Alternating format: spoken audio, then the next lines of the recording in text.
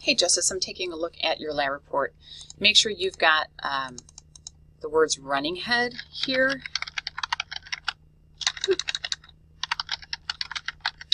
No, not a capital. And then you'd want to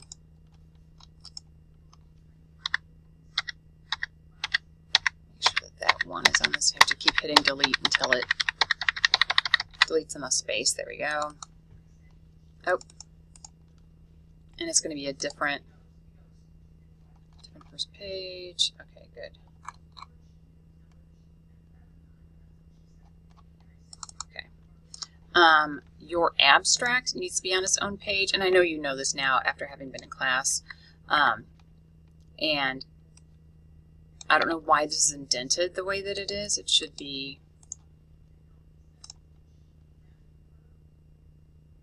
Shouldn't be hanging.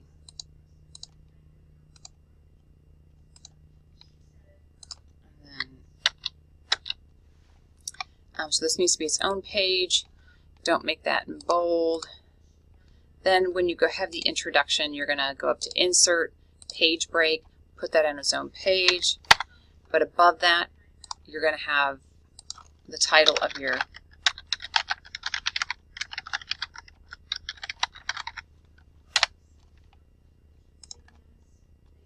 don't put any extra spacing in there, and it's materials and methods.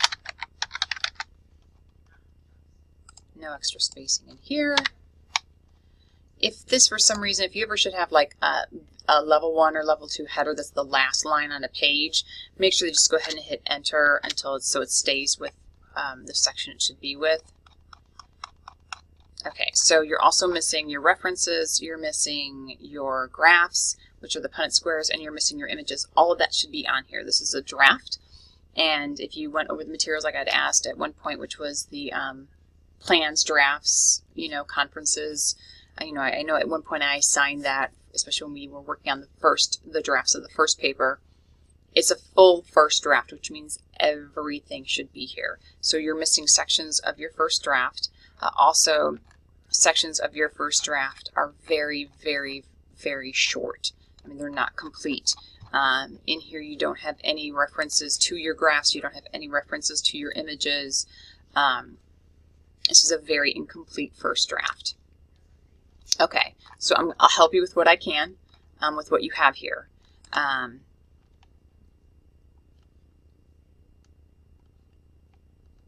Okay, so make sure your grammar is correct. Who me and my boyfriend's child will look like.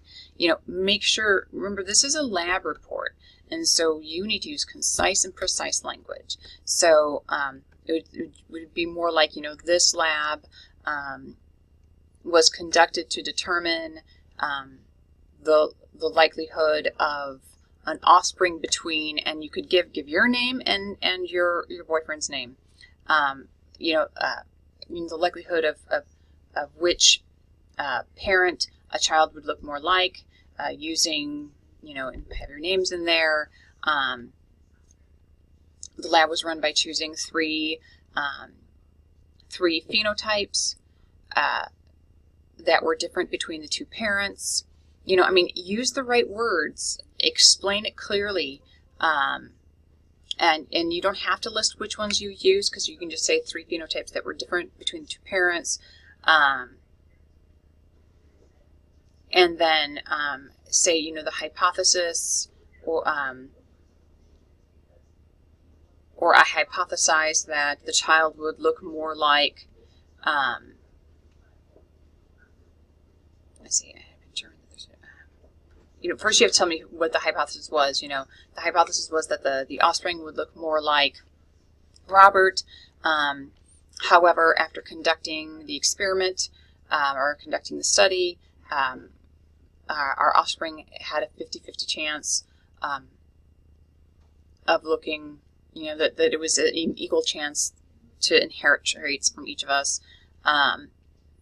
And you also need to say that, that somewhere in there that, the study is based on Gregor Mendel's work with alleles and genetic traits, and Punnett squares were used as the method to determine inheritability of the traits.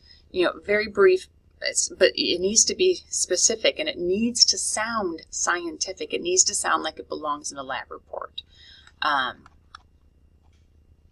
The introduction, your introduction should be about a page long, because you need to talk about what are genotypes versus phenotypes, what are alleles, how do recessive and dominant traits work. You need to talk about Reginald Punnett.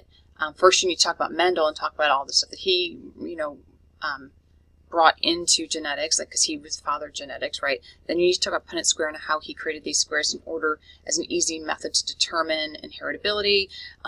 Then you're going to, again, and it's going to seem redundant, but then you're going to talk about the study. So, using, the work of Gregor Mendel with recessive and dominant dichotomous traits, blah, blah, blah, blah, using Punnett squares. And then here's where you're going to talk about which traits you chose. All of that's going to be in the introduction. When you get to materials and methods, then it's going to have to be exactly what you did. How did you go about obtaining the information? So what materials did you gather? So photos, right? And from your first draft that you turned in, you didn't have enough photos. Like, your photos were not of all the traits. So hopefully you have all of those now. And so you're going to have to talk about how you gathered all those photos so you could determine the alleles. And then you're going to talk about running the Punnett square was run for each trait, what's across the top, what's down the side, whose is whose, and how you put the Punnett squares together. Then the results is going to talk about, the result of each one. So this needs to be far more thorough. And again, elevate the level of your writing.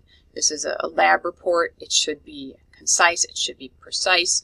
It should be written in a scientific way. There are times when your writing is still extremely casual, conversational. That is not what this type of writing is, and you really have got to practice getting out of conversational writing and getting into a more professional mode of writing. So again, take a look at the example, not the sample, but the exemplar lab report. That's going to help you a lot. To give you an idea of the level of writing it should be at. And I would say even that isn't as scientific as I would like this to be. But the exemplar will give you an idea of how thorough each section should be. And then I would say the sample lab report is the one where you're really going to get a good idea of at what level you should be writing as far as professionally, scientifically, etc. So that's what I'm going to give you to work with. And if you have questions, then get back to me. If you need to see me, you might be able to make an appointment with me on Monday. I do have a little bit of free time.